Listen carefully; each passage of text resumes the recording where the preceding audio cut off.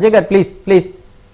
లక్ష్మీకాంత్ గారు, నెల్లూరులో కూడా కత్తులతో స్వైర విహారం ఇన్సిడెంట్ కూడా చూసాం. ఇందూరు అనే గ్రామంలో కూడా ఇలానే బిహేవ్ చేస్తే పోలీసులు ఎందుకు అరెస్ట్ చేయలేదని అక్కడున్న గ్రామ ప్రజలు అంటే స్టూడెంట్స్ కాబట్టి మందలించి వదిలేసాం అని చెప్పి ఇలాంటి ఒకటి చెప్పారు.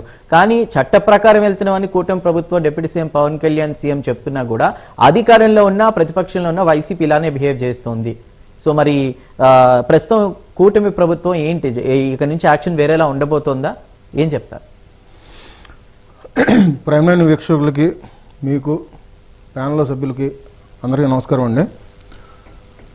పవన్ కళ్యాణ్ గారు పదే పదే సభలకు వెళ్ళినప్పుడు కానీ, లోకేష్ గారు కానీ, చంద్రబాబు నాయుడు గారు కానీ పదే పదే ఒక మాట అయితే చెప్తున్నారు.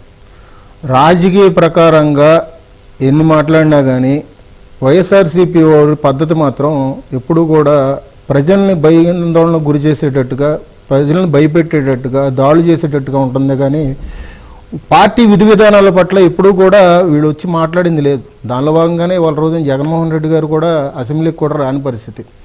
అంటే మరి 151 నుంచి 11కి వచ్చినాయి అంటే మరి పార్టీ శ్రేణులు ఏ విధంగా ఆలోచించుకొని రేపు పొద్దున భవిష్యత్ కార్యాచరణ ఏ విధంగా పెట్టుకొని పార్టీని మళ్ళీ పునర్నిర్మాణం ఏ విధంగా చేసుకుంటారనే విషయం పక్కన పెడితే అండి, జగన్మోహన్ రెడ్డి గారు అధికారం పడిపోయిన తర్వాత, అంటే వాళ్ళు అధికారంలో ఉన్నప్పుడేమో ప్రశ్నిస్తే ప్రాణాలు పోయేంత వరకు కూడా వాళ్ళని ఎంతో క్షోభ పెట్టేసేవాళ్ళు.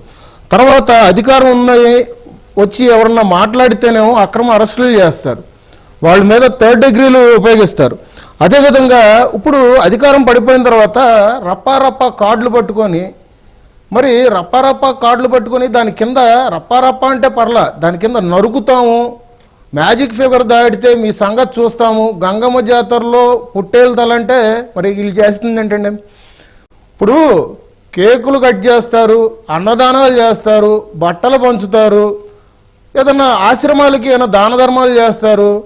ఒక నాయకుడు పుట్టినరోజు వస్తే చేసే విధానాలు చాలా బాగున్నాయి, వేరే విధంగా ఉంటాయి. ఆ విధంగా చేయాలి, బాగుండేటట్టుగా ఉండాలి.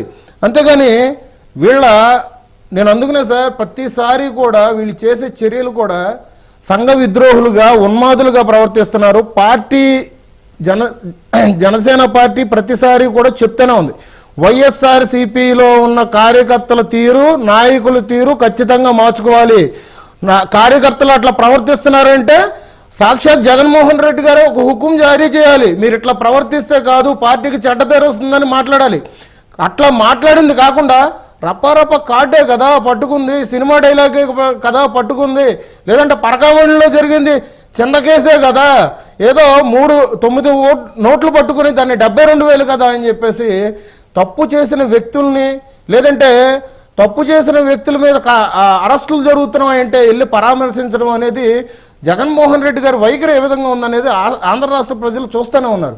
సో ఒక విధి విధానం లేని పార్టీ ఇవాళ రోజున ప్రజల పక్షాన ఉంటాము, లేదంటే 2 నెలల్లో మేము మళ్ళీ అధికారంలోకి వచ్చి మేము జైల్లో వేస్తాము, కలెక్టర్లని ఉద్యోగాల నుంచి తొలగిస్తామంటే ఎవరిని బెదిరింపులు గురి చేస్తున్నారు? దానిలో భాగంగానే కదా మీరు ఇటువంటి చర్యలు పాల్పడుతున్నారనే పవన్ కళ్యాణ్ గారు మొన్న సభాస్థలంలో సాక్షాత్తు మీకు చెప్పింది అదే, బెదిరింపులు చేస్తే ఉపేక్షించేది లేదు. దానిలో భాగంగా మీరు ఇందాక ఒక మదనపల్లి చెప్పారు, ఇందాక మోహన్ రెడ్డి గారు అనంతపురం చెప్పారు కదిరి దగ్గర, ఇప్పుడు ఇవాళ 7గురిని చోడవరంలో పట్టుకున్నారు.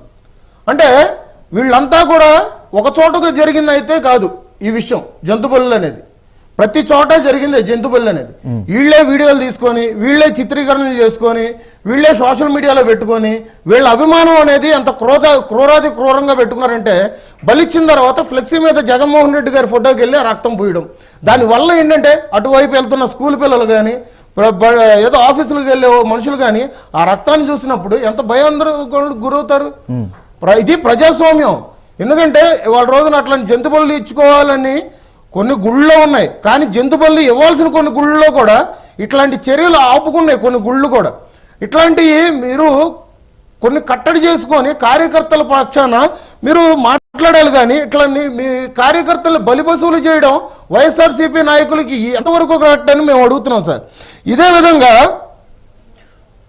మీరు ఒకటి గుర్తుపెట్టుకోవాలి, పల్లె నుంచి పట్నం వరకు, పట్నం నుంచి నగరం వరకు ఇవాళ అభివృద్ధి పదంలో జనసేన కానీ, కూటమి ప్రభుత్వం కానీ, చంద్రబాబు నాయుడు గారు కానీ మా కృషి చేస్తున్నాం. అంతర్జాతీయ సంస్థలు రావాలన్న ఐటీ రంగంలో లోకేష్ గారు ఏ విధంగా చేస్తున్నారో పంచాయతీరాజ్ శాఖ దగ్గర నుంచి పవన్ కళ్యాణ్ గారు ఏ విధంగా చేస్తున్నారో ఇట్లాంటి విషయాలు అభివృద్ధి పదంలో ఉన్న కూటమి మీద ఇట్లాంటి విషం కక్కడానికి, Right, okay. ఇట్లాంటి నరమేధం సృష్టించడానికి, రేపొద్దున నరమేధం చేసినా కానీ వీళ్ళు వాళ్ళ తప్పుని వాళ్ళే ఇచ్చేసుకుంటారు. కార్యకర్తను కూడా కారు కింద వేసి చంపేసిన వాళ్ళు ఇప్పుడు వాళ్ళు జంతువులు చేస్తున్నారంటే వాళ్ళకి ఎంత లెక్క? రేపొద్దున జగన్మోహన్ రెడ్డి గారు ప్రెస్ మీట్ పెట్టి కూడా మా కార్యకర్తలను అన్యాయంగా అరెస్ట్ చేశారన్న మాట మాట్లాడతారు చూడండి. సో పార్టీ వైఖరి కానీ, పార్టీ విధి విధానాలు కానీ, పార్టీ తీరు కానీ మార్చుకోవాలి. మేము ప్రతిసారి ఇంతకుముందు భారతీయ గారి మీద కిరణ్ అనే వ్యక్తి అనుచిత వ్యాఖ్యలు చేస్తే చంద్రబాబు నాయుడు గారు ఏం చేశారు?